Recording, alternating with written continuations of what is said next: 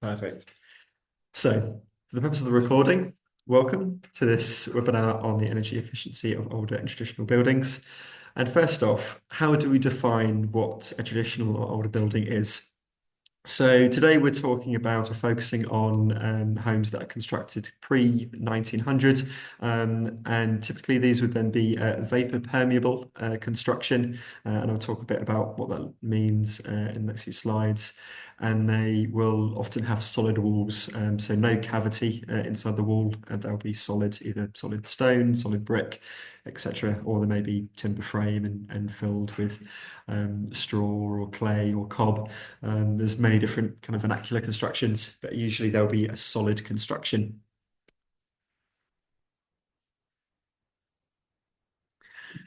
So if we're looking at, say, brick walls, this is two types of brick pattern. And if people do want to have a bit of engagement, I'll put this in here so you're not just listening to me and you've got to have actually get your brains engaged. I've got two images of brick patterns, and I would like the attendees to guess which wall is the solid wall. Is it the one on the left or the one on the right? I'll give people a minute just to comment in the chat which one they think it is. Okay, Mike said right side. Right. Well, you're all right. That's not meant to be a joke. So yeah, well done. It is the right-hand side with this kind of long and short end brick pattern. And I've got a nice little diagram that illustrates the difference here. So you can see it's quite small probably, but yes, that brick pattern will usually indicate that it's a solid wall in the way that it's constructed. And if it's a consistent pattern, that usually means that there's a cavity present, and you'll see that in more modern homes. So homes that are built kind of before the 1930s quite often will be solid walls. There can be exceptions to this. There's a bit of a kind of, yeah, a blurry period between kind of the 1920s to the 1930s, of when kind of cavity walls were phased in as the common form of construction. But yeah, but you will have exceptions, say, on the coast or in really exposed areas, which can often be in areas such as Derbyshire, which have kind of high exposure to driving rain. So you may see some older versions of cavity walls. But yes, normally before 1930 would be solid. And the brick pattern is a common giveaway, like I said. And also the wall thickness. This is usually how it's determined in a survey, for example. So if a brick wall is over around 260 millimeters thick, excluding any kind of render or cladding, then it would be a cavity. If it's less, then it's probably solid. And obviously, if you have, say, like a roll stone wall, then that's likely to be a solid wall. Again, you can get some kind of unusual examples where you've got a stone outer leaf and then a cavity and then a brick inner leaf. So there's all these kind of quirky and unusual examples, but this is a general rule of thumb to apply. And when we're looking at solid walls, we class these as vapor open or breathable, whereas cavity walls are vapor closed. So what we mean by this is in vapor open construction, the moisture is allowed to move in and out of the wall construction. Whereas with the cavity is there so that the water will track through the first leaf and then can run off into that cavity down, so then no moisture from the outside, such as driving rain, whatever it might be, is coming into the building. So they're closed off and moisture is not allowed to move freely through the walls.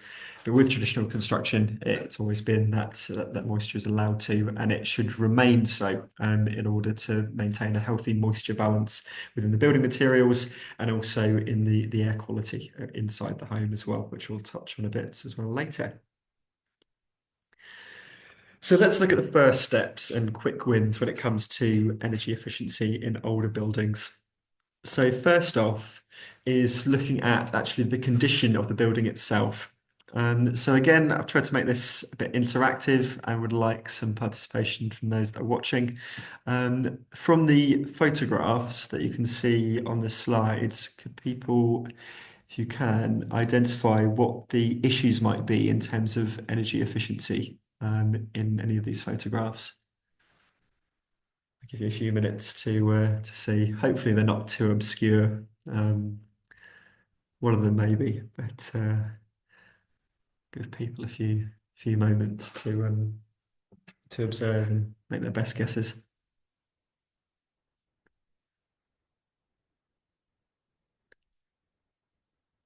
Okay, so we've got someone saying about drafts. So yes, that is well identified with the slide or the photograph in the top left-hand side, where you can see the sills or the seals of the door has deteriorated. In that happening, there will often be a greater amount of draft and air leakage around that door, even when it's closed because of them deteriorated seals. So yeah, that's a great spot. And what have we got? A few people have said condensation. Yep, so you've got condensation buildup, which looks like it's inside of the glazing at the bottom. So this is a double glazed window, and that indicates that the glazing has blown or failed. Um, so essentially, the double glazing, which would be improving the thermal performance on top of single glazing, is no longer working effectively. So that's an indication that the windows need to be repaired or replaced. Okay, what else have we got? Yeah, we've got condensation, damp, heat loss, lack of ventilation. Yeah, so you're all on the right lines here in terms of the consequences of issues. So just to kind of wrap up what the issues were specifically in these photos. Someone said it, another one, broken gutters. So yeah, if we're looking at the image at the top right, from how I can see it, so hopefully it's the same way around on your side, where we've got the roof. And there's two issues here. One is the guttering, which you can see is sloped and broken. That can then obviously lead issues with moisture running down the walls. And if your walls are getting wet, they're not going to be performing as well thermally. So it's really important to have your guttering and drainage up to scratch because of that. And you can also see that some tiles have slipped or broken and come loose. So this increases a risk of moisture ingress coming into the roof space or the loft space. And then if your insulation in your loft is then getting wet because there's a leak coming down, then that's also not going to be working as well thermally. So there's two issues that were there in that image. And then the one in the bottom left is something called efflorescence. So this is when salts build up on the surface of a wall when moisture has kind of tracked through the wall, dried, and then left salt deposits. So the thing of efflorescence isn't kind of dangerous or damaging in and of itself, but the fact that if there's quite a lot of it, it could be an indication that there's kind of quite a high concentration of moisture content within that wall or moving through that wall. So it could be a warning sign that there's an imbalance in moisture in that area of the house, and it could be worth having a damp survey done or just have it investigated further. So yeah, not damaging in and of itself, but could be an indication of a potential problem. So what I've kind of focused on maintenance to start off with is there's really no point in trying to retrofit and add insulation and look at all of these kind of new add-ons to your home if the actual basic fabric of the property isn't in good condition. You've always got to want to start with maintaining what's already there to making sure it's working as well as it can do. So key things are like we've just seen in them images. So making sure your rainwater goods are up to scratch, the roof is looking straight and true. No tiles are missing or slipped. What the condition of your walls? Do they need repointing? Again, if the mortars started cracking or falling out, again, it's not going to be working as well thermally as a wall. So having them repointed with line is important. And also, if you've got, say, masonry paint on your walls, this can be a problem area as that is non-breathable. So like we were speaking earlier around maintaining the breathability in your old walls, if you've got masonry paint, that'll actually be stopping moisture to move out of the wall if it's on there, because you'll often get cracks in that paint. So moisture will still get behind it, but then it kind of evaporates and come back out, and then you can get moisture build up and the walls getting really wet. So if you do have masonry paint, it may be worth considering removing that to improve its thermal efficiency. Windows and doors again are a common one, particularly in older properties if the windows and doors are really, really old and they've warped over time, or if sills have deteriorated, or anything's missing, come loose, broken glass panes, if you've got double glazing, if the glazing's blown. So improving these to improve air tightness is really valuable. And chimneys as well, chimney flues, chimney breasts. Is the flashing good condition? Is there any water ingress? Are you using a kind of chimney balloon to stop drafts coming up through the chimney? All these kind of things are really important to do as a first instance, and they're quick wins and is worth doing anyway for the kind of longevity of your home and property. And it kind of brings on to the next quick win, which I've illustrated with this image as draft and air tightness. So this is something that is often overlooked when it comes to energy efficiency. Again, there's so much focus around adding insulation and adding new heating systems and having more efficient heating systems. But if you have drafts all throughout your house that are just pulling out all of your heat through poorly fitted doors or service holes in your walls that haven't been filled, then the insulation will be redundant because the air will be tracking out all of that warmth that you're generating inside your home.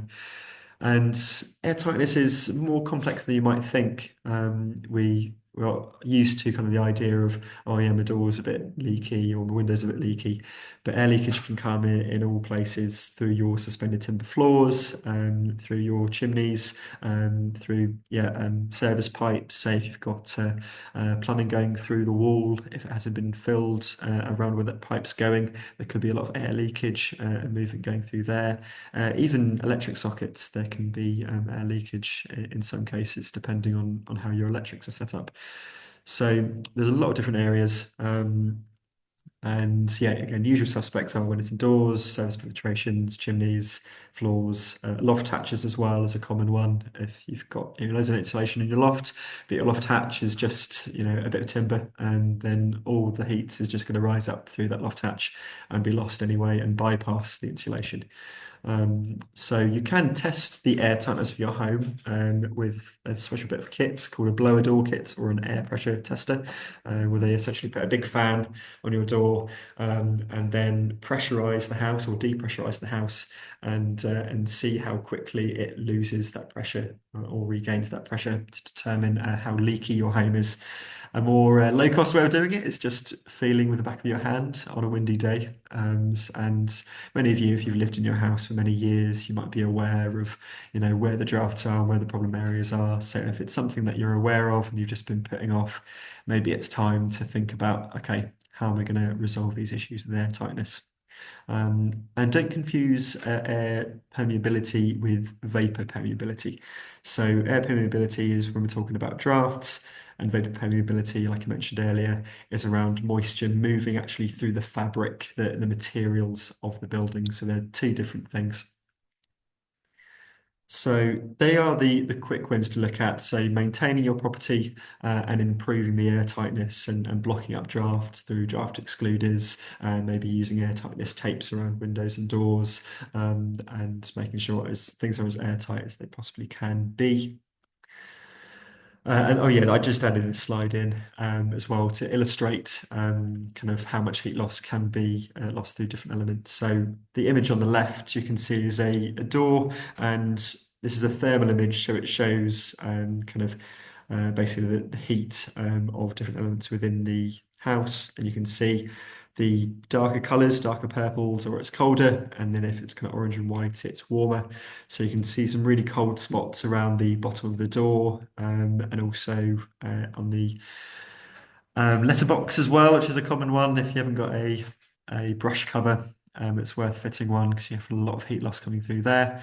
And then the image on the right, you can see I think it's a window, and it's got a like black line all along the middle because there's a load of heat loss coming through where that operable window isn't quite closing fully. So yeah, it's examples of where you can have some air leakage. So now we looked at the quick wins. Now we're going to get on to reducing your energy demand further through insulation. So let's start off with the walls, often being the component of your home which you lose the most amount of heat, quite commonly around 40% or 35% is usually the average. So there's a few different ways that you might approach insulating solid walls. One and the kind of go-to would usually be external wall insulation or EWI. So this is the best performing option to go for, and that's simply because you're able to usually get a better kind of all-round seal and coverage of insulation compared to if you're doing it internally. And also, when we think about the performance of buildings, the the solid wall also has qualities such as thermal mass, which is its ability to hold heat and then release that heat again. And if you have the insulation then on the outside and then the brick wall on the inside, then you maintain the benefit of having that thermal mass on the inside of the insulation to be able to regulate the temperature inside your home. Because when you've got the heating on, some of that heat will be absorbed into the walls, and then at night time, say if you put your heating off or turning it down, then that heat would then be re-emitted out of the walls again. And that generally kind of maintains a temperature balance in your house better than if there was less thermal mass in the walls. And if you insulate internally, then that quality is lost. So it's nice to think of a house like a tea cozy, where you've got the teapot and then you put the nice tea cozy over the top of it to keep it warm. And this is what external insulation is essentially doing. So it's usually the best option if it's possible, but there can be some barriers. So if you've got kind of guttering and pipes going along the outside of the walls, then these would all need to be removed and refitted. Satellite dishes as well. If you've got stuff like wisteria growing up your walls or ivy that you want to keep, and if there's any kind of particular historical significant features on the outside of your property, then external wall insulation may not be the best option for you. If it's stuff that can be removed and re-added, perfect. But if it's stuff like architectural features and wisteria that you've been growing for years and would never want to be cutting down, then you may want to consider different options for insulation. You also need to think about the roof and how that insulation meets the roof line. You'd often, or best practice is to extend the eaves of the roof. So then the insulation is still being covered over by the roof line and reduce the risk of moisture getting down from the top and kind of running between the insulation and the wall. So that can add to the kind of cost and works required. And it generally can be quite a costly measure to go for compared to other insulation improvements due to scaffolding needing to be put up and just the extent of work that would be required to insulate a whole house. So the other option for solid walls would be to internally insulate. So internal wall insulation, also known as EWI, is generally easy to install because you won't need to typically be using any scaffold as you're doing it within the rooms. And you could also take a room by room approach, which may be easier for you from a budgetary perspective, as well as a disruption angle, because this is kind of one of the main drawbacks with internal wall insulation is the disruption inside the house of needing to move all the furniture away from the walls, take off skirting and cornices, and strip back your walls ideally to brick, and then add on all this insulation. And it may impact kind of doorways, it will impact window reveals, all of these things. So it's quite intrusive, quite disruptive, and can take a lot of work. But if you're able to do it room by room, then that might be more manageable for you, and you can do kind of, do the spare bedroom first, and then kind of move in there and then do the other bedroom, etc., etc. But design is really key with doing internal wall insulation. Obviously, it would be with any form, but particularly with this because of risks around moisture and mold growth. Because if there's an incorrect amount of insulation that's applied to the inside of the wall, then there's a risk of interstitial condensation building up between the insulation layer and the brick. And this happens basically because when you've got the insulation on the inside and you've got a nice warm house, and then it's really cold outside, it means that the brick or stone behind the insulation is going to be really cold because of that insulation layer there, because now that wall isn't having the benefit of being heated up by your heating system inside because you've got that insulation layer there. So then the risk is that when moisture is tracking through, as it will do, through the insulation, when it gets to the cold wall, that will then condensate, and then that could then build up. So you want it so that the dew point, the point at which the moisture condensates, is outside of the wall and not within the wall.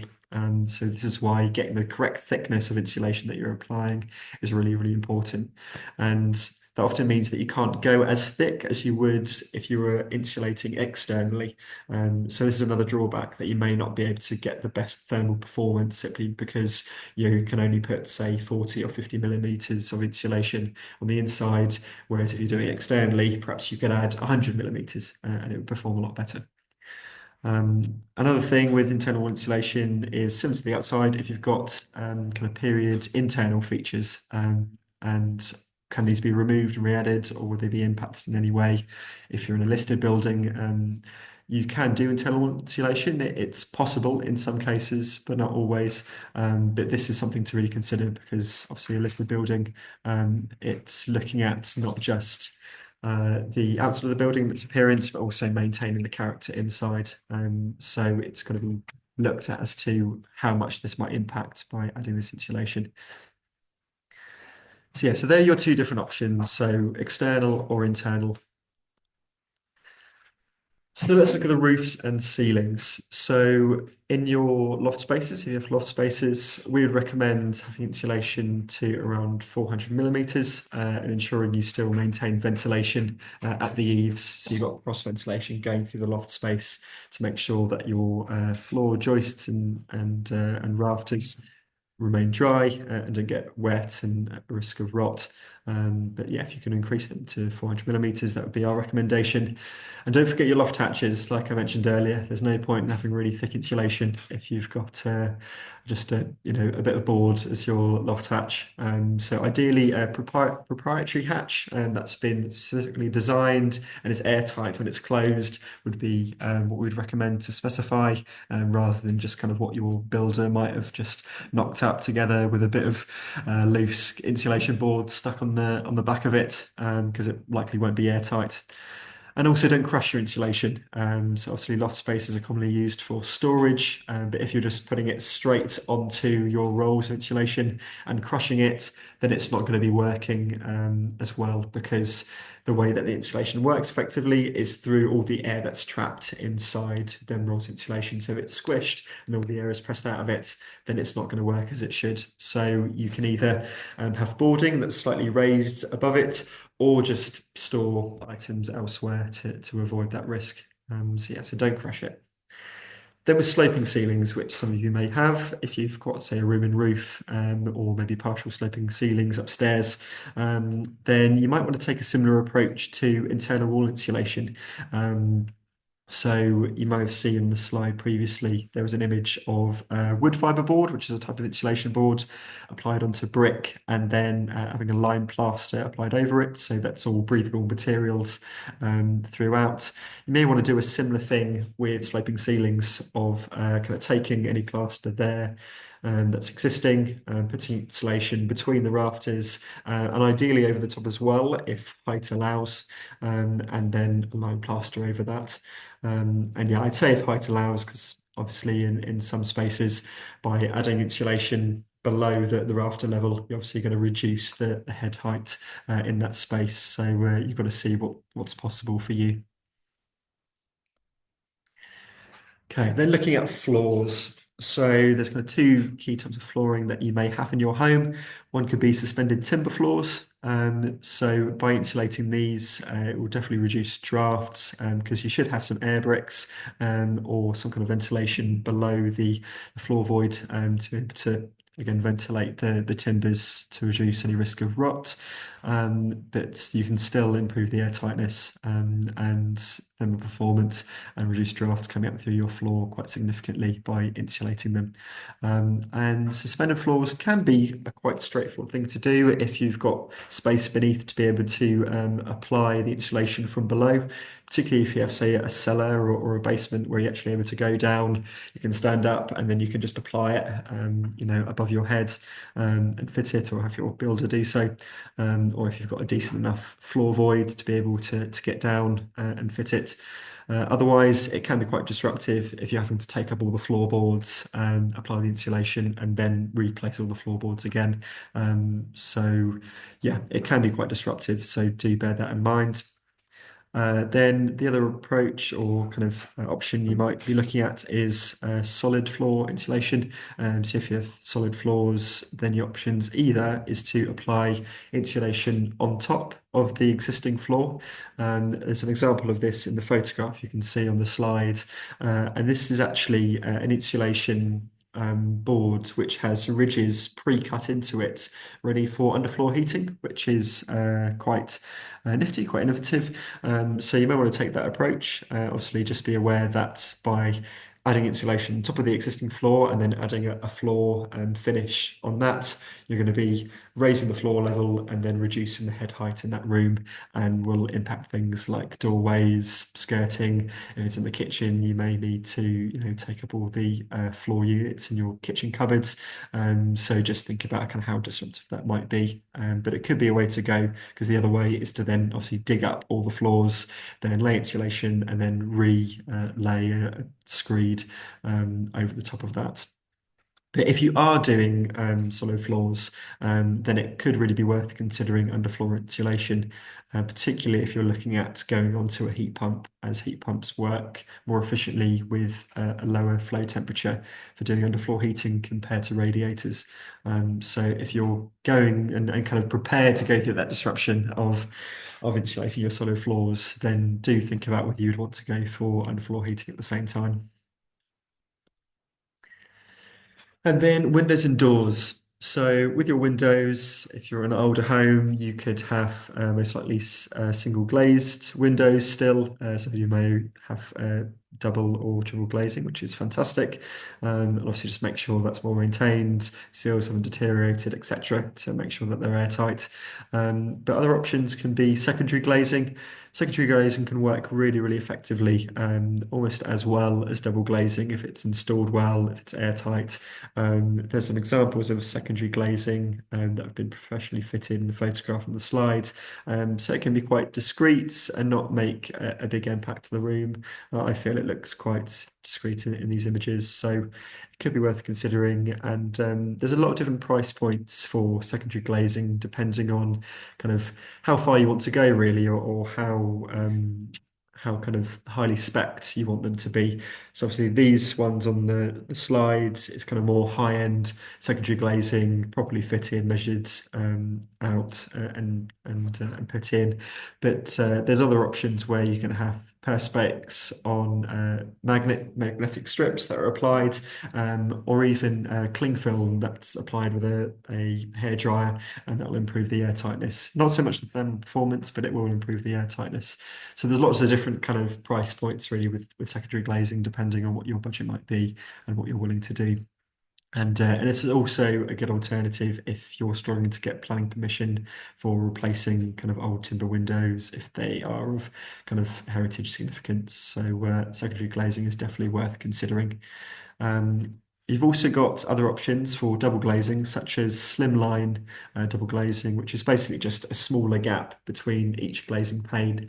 And this is often acceptable to most planning officers or planning authorities to get through with you're in a conservation area or in a listed building.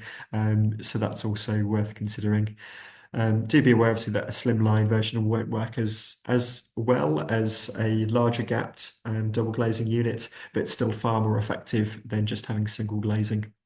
And as always with Windows, if you can't do anything in terms of kind of replacement or adding anything additional, just trying to make them as draft proof as possible, it is always going to help you a lot, because quite often with Windows, where you're losing the most heat, it is actually through the draft as opposed to through the window itself.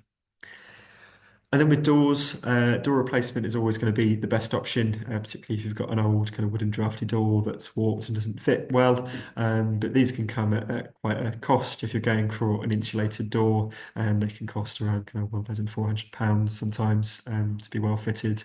And if you're in a conservation area, it can be challenging. Obviously, if you're, say, wanting to replace your front door, but the streetscape needs to be maintained for your conservation area, then you can run into issues. Maybe need to have a specially made door that's still timber but then insulated, and the cost can increase. So other options may be again simply to draft proof as well as you can, have a draft excluder at the bottom of your door, and heavy curtains as well can be really effective again for draft proofing and just reducing that heat loss. So there's always options, whatever your budget might be. So with all of these different areas of insulation improvements, appropriate materials is really, really important. So I cannot stress enough the importance of them being vapor open or breathable. So if you're looking at rendering, adding plaster, or say repointing your brick walls, using lime rather than cement is recommended because it's breathable, and again it will allow that moisture to move through the wall freely as it should. And then there's a number of breathable insulation materials that you may want to consider. Wood fibre has often been my go-to, as it's got a great hygroscopicity, which is a very hard word to say, but it basically means that when moisture is moving through it, it's able to hold a lot of moisture before releasing it, which again further reduces risks around kind of damp and mold growth because it's able to hold a lot of moisture before it's then released and condensated, which is a good thing. And yeah, so you may want to use that externally or internally on your walls, use it on your sloping ceilings, even use it for insulating floors as well, and fitting it snugly between floor joists. So that's quite a versatile material. Hemp you can use in a similar way with hemp boards, and I think the carbon savings through hemp is even better than wood fibre, just because of how quickly hemp grows and regenerates. So that's also another option that you may want to consider. Sheep's wool as well. You may want it for your loft spaces, or you can even use it for other areas of your house, such as floors and walls if you're putting it in battens, in frames. Mineral wool in a similar way, which obviously isn't kind of as great from a carbon perspective as, say, sheep's wool or wood fibre or hemp, but is technically vapor open, so you could use it, and it's a lot cheaper as well. So if cost is a concern, then rock wool or mineral wool is worth considering. And blown cellulose as well. It's an alternative that you can use, particularly for loft insulation. So rather than laying rolls of loose insulation, actually just blowing cellulose around the loft space to an even level can be effective and an option for you. And yeah, the bonus often with the appropriate materials for older buildings, as they're usually more of the low carbon alternatives, because really you want to try and avoid plastic insulation such as PIR boards and EPS, because they're not breathable, and therefore it just increases that risk of moisture buildup. So yeah, so there's kind of a double benefit there of kind of doing what's right for your building and also doing what's right for the planet. So where you do insulate or where you do improve your air tightness, you must ventilate. So this is really, really important. And it's an interesting one because it can feel counterintuitive when we're talking about improving air tightness, stopping air leakage and air infiltration. But then we're saying, okay, we want to put extractor fans and start extracting the heat out. It's a balancing act because if we stopped any air moving in and out of the building, then obviously you'd have no fresh air supply into your home and the air quality of your house would deteriorate massively. So when we're improving air tightness, we're moving from having uncontrolled ventilation, which is all your drafts that maybe really drafty on a windy day and then quite still on a less windy day. And we want to move to a controlled ventilation system so that the ventilation is consistent throughout the day and throughout the year to improve air quality. So minimum we would say is having extractor fans in your wet rooms. Wet rooms By that I mean kitchens and bathrooms, utility rooms, and they should be venting to the outside rather than just kind of recirculating or going into another space. And then having trickle vents on your windows and actually having them open, not closed, and undercuts under your internal doors. So this allows airflow through the rooms within your house, so then the trickle vents can work effectively. Because why these kind of three aspects work together, the extractor fans, trickle vents, and undercuts work, is the extractor fans are removing that moist air from the wet rooms, so drawing that out of the space. Then obviously that creates almost like a vacuum within that wet room. So then air wants to fill that space. So more air from other areas of the house will move into them wet rooms, and then that will then pull fresh air through your trickle vents into the house. So then your house is replenished with fresh air. So that's why all the three elements work effectively. And that's what we would say is kind of the minimum standard for good quality ventilation. If you really want to go for gold and go for the best quality, you could go for mechanical ventilation with heat recovery. So this is going to improve the thermal performance of your ventilation system by actually taking some of the heat before the air goes out of the house and then heating the fresh air as it's coming in. So this is, like I say, it's kind of the best you can go for when it comes to ventilation, but they can be challenging in older homes, or just any kind of existing homes really, because of the amount of ductwork that you would need. You essentially need ducting to every room in the house to supply it with fresh air. So having all that ducting going through floors and up through walls, etc., can be quite intrusive and challenging to do. So it may not be the best option for you. But an alternative can be decentralized mechanical extract ventilations, which will look similar to an intermittent extractor fan in your kitchen or bathroom, except it's running continuously at a very low trickle speed. So it should be noisy. It should just be running quite quietly, but all the time, so continuously ensuring that fresh air is being supplied to the house. So now we've talked about insulation and ventilation. We're now going to look at kind of heating systems and renewable technologies. And there's a lot of different options, but I'm going to focus on the kind of the key ones that people ask about. And if you have any questions about other technologies that I don't mention today, then do feel to ask at the end of the session. So heat pumps. Obviously, this is a big topic of conversation that we see in the news and generally in this sector. Are they the future? Will they work in my home? Heat pumps can work in any home. It's just a case of how efficiently and how well are they going to work. And they're not as new a technology as some people might think them to be. Most of Scandinavia has been quite used to using heat pumps, and obviously some of the coldest countries in the world, and they have the best sales of heat pumps. So don't worry about how's a heat pump going to work deep into the winter time, or can it work for my house, or is it a tested and proven technology? They've been around for a while. If you've got air conditioning in your car, it means you've got a heat pump in your car. So yeah, so it's not as new as you think, and these are very, very effective if they're installed well.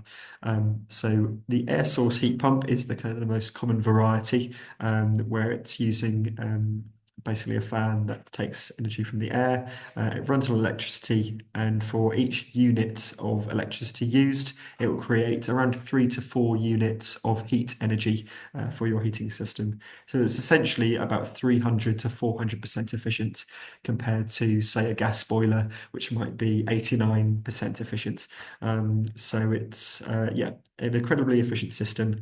So in terms of whether it's expensive to run, you should have parity with gas. So if you currently have a mains gas boiler in your property now, and that's running efficiently, if you have a well-installed heat pump, then it should cost roughly the same amount, because gas is about 3 or 4 times cheaper than electric, but the heat pump will be 3 or 4 times more efficient than your gas boiler. So it all kind of counters out. So it should cost about the same month to month to run.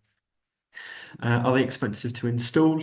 So with the presence of the boiler upgrade scheme, which is offering £7,500 towards the cost of installing a heat pump, it brings the cost comparable to if you were considering fitting, say, a new gas boiler, maybe looking at around £3,000 or £4,000.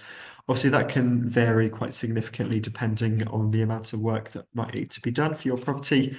Say if you quite have quite old radiators that need to be beefed up, made larger and more modern, or if you've got kind of micro bore pipe work and that needs to be replaced with standard pipe work, then this could add on to the cost and be a lot more.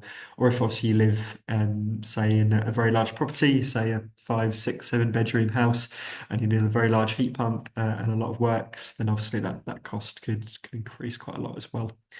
Are they noisy? This is a question that comes up as well.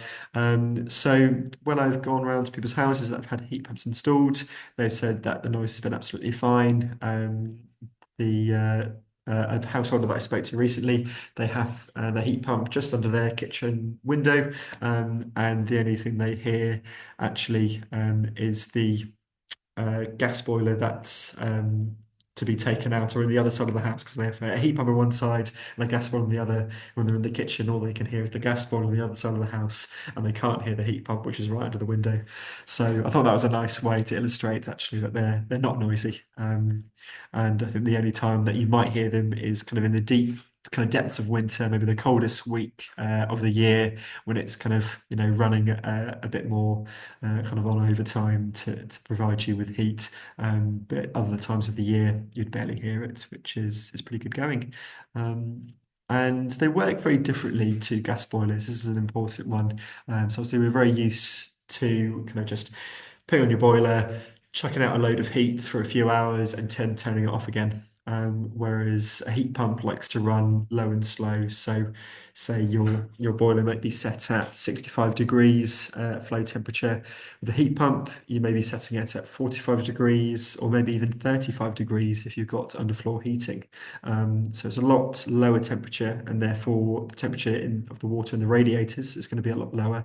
So you'd be having the heating on for a longer period of time, rather than just kind of whacking it on, chucking out loads of heat and turning it off.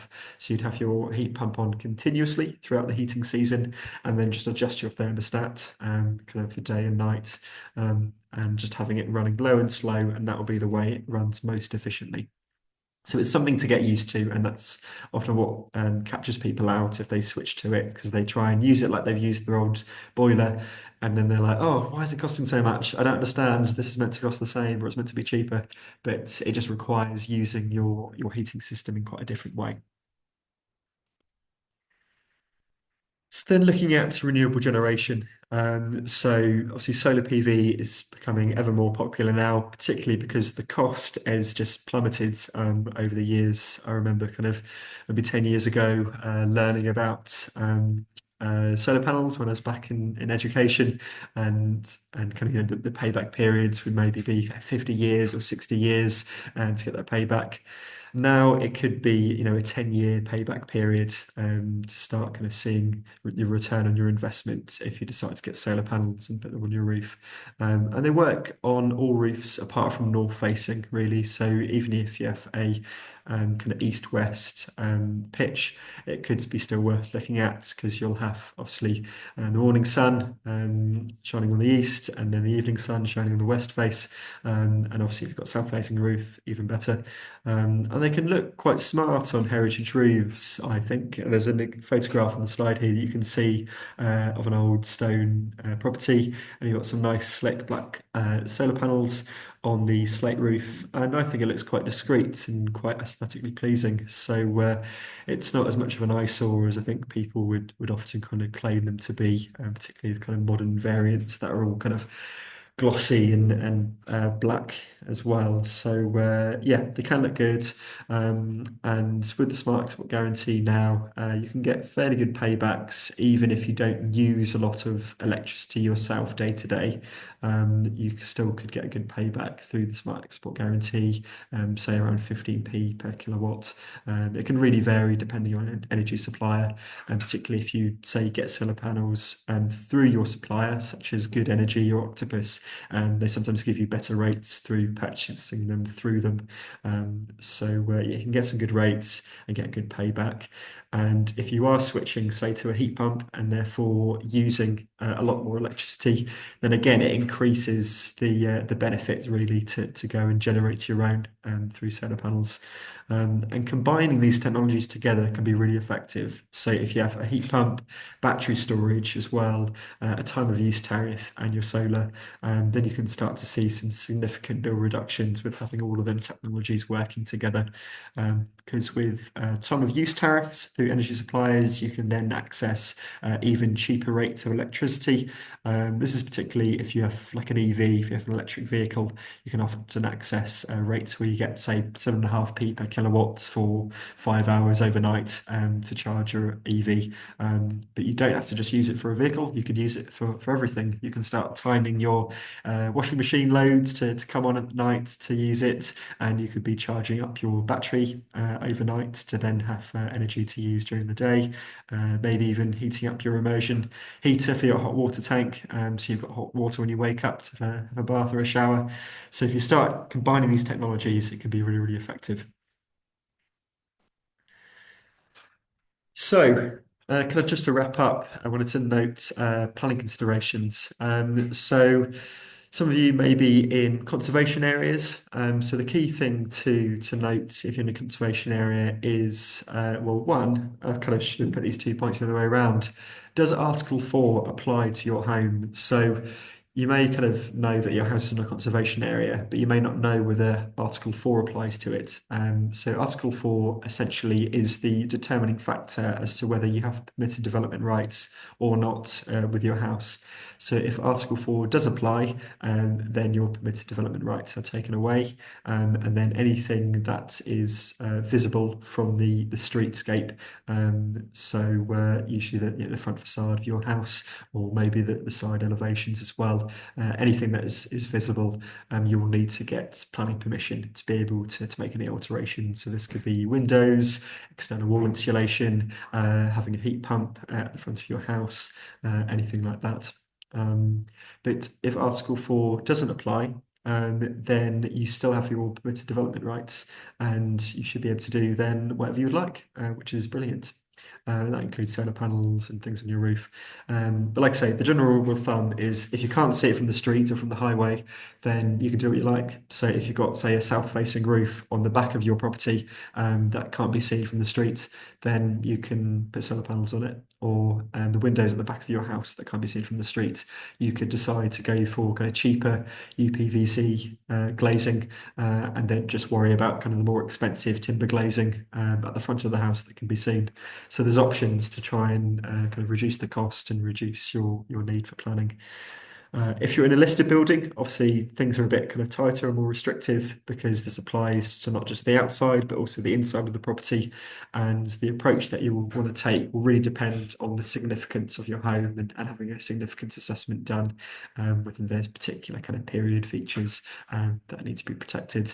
But like I say, a lot of the measures that I spoke about in this presentation, including things like internal wall insulation, can be done in listed buildings. There is precedent for it. But it's very much a case by case basis. So do speak to a local conservation officer at an early stage to get their advice on how to approach it.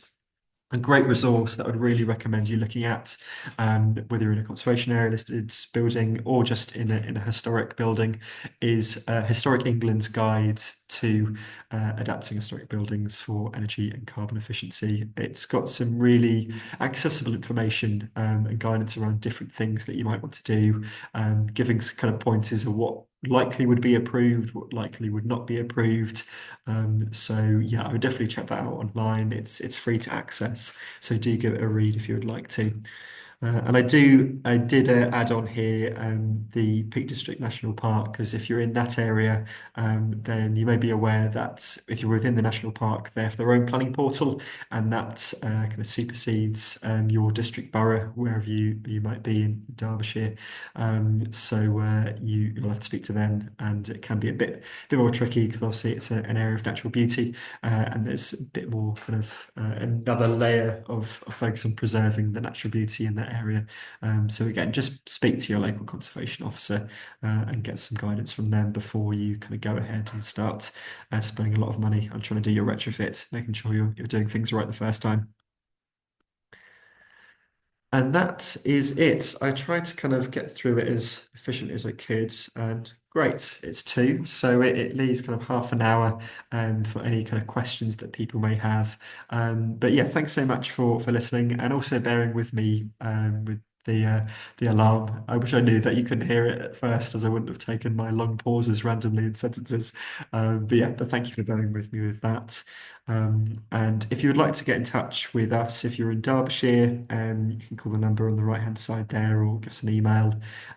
Or if you're in Nottingham, you can speak to our partners, Nottingham Energy Partnership, and the details are on there as well. And I will just briefly mention that if you're dialing in from Shropshire, Telford Wrekin, or Herefordshire, as this webinar was advertised kind of all over, we do have our sister project, Futurely Homes, and you can go to our website and get in touch through that. So if you are interested in any further advice and you live in them areas, then please do reach out to us. But like I say, I'll leave it there. And we have some time for any questions. So if you do have any questions around anything I've said, or like me to go back to it or explain it in a bit more detail, then yeah, how was your time? So please fire away. Right, we've got one question here from Alan. So, where trickle vents can't be fitted due to conservation, what would be the best solution? Ah, that is a great question. So, if they can't be fitted into the windows, another solution could be forms of air bricks.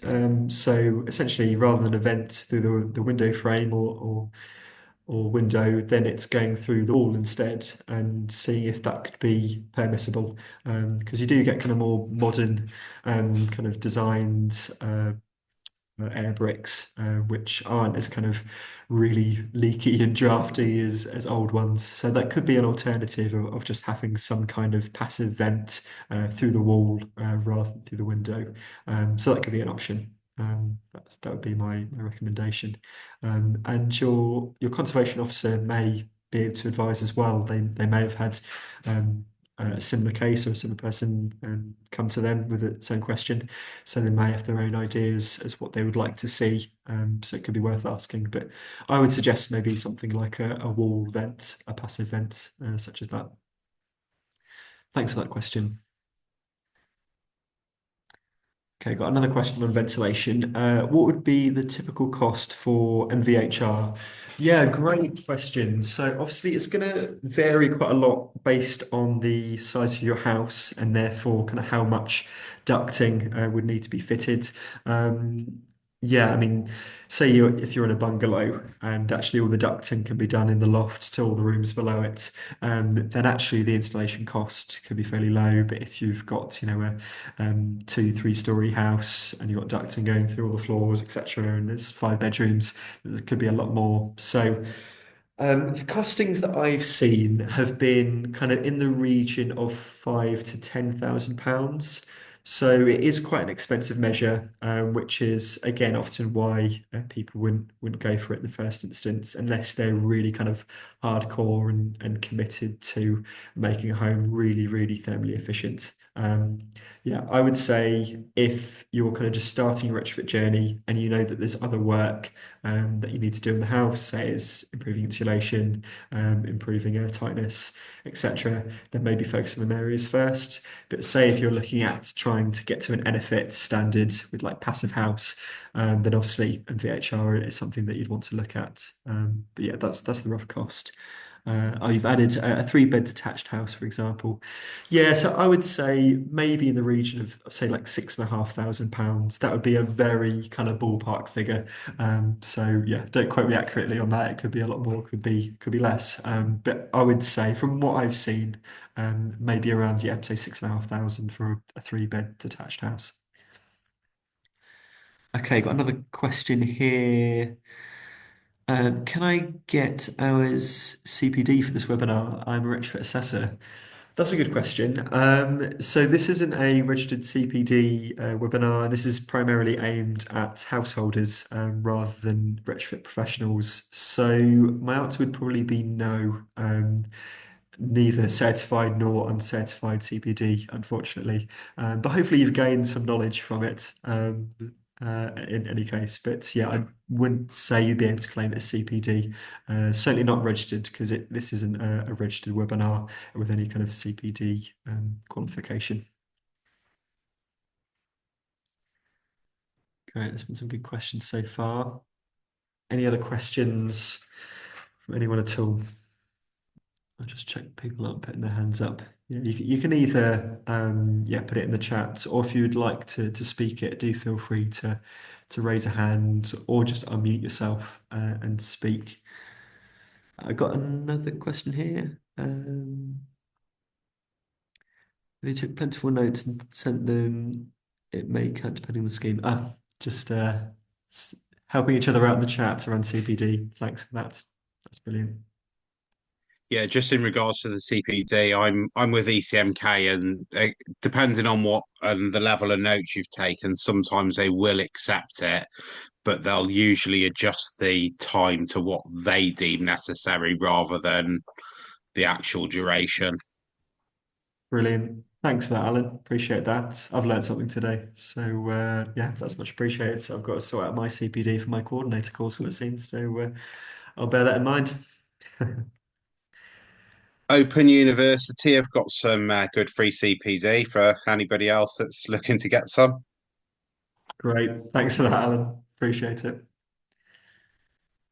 Okay. Do we have any other technical queries or anything around what was discussed in the webinar? Otherwise, we can wrap it up. And yeah, thanks for taking the time over your lunch period as well, if you're at work or wherever you might be, and listening in.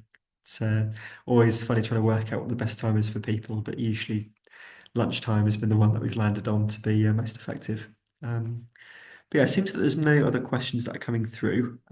So happy to leave it there. So I'll just say thank you again so much for coming along. I hope this has been informative for you. And if you do have any queries that come up, say after this webinar, then do obviously just drop us a line, drop us an email, give us a call in to our advice line. We'd be more than happy to help. And yeah, if you're able to share any feedback on this webinar, any ways that it could be improved, then we're always keen to hear that. So do again email us in or contact us. This recording will be put on YouTube, and the recording will be sent around to you all as well. So if you would like to listen back, watch it back, then you can do. But, I'll leave it there. Thanks so much, and have a lovely Monday.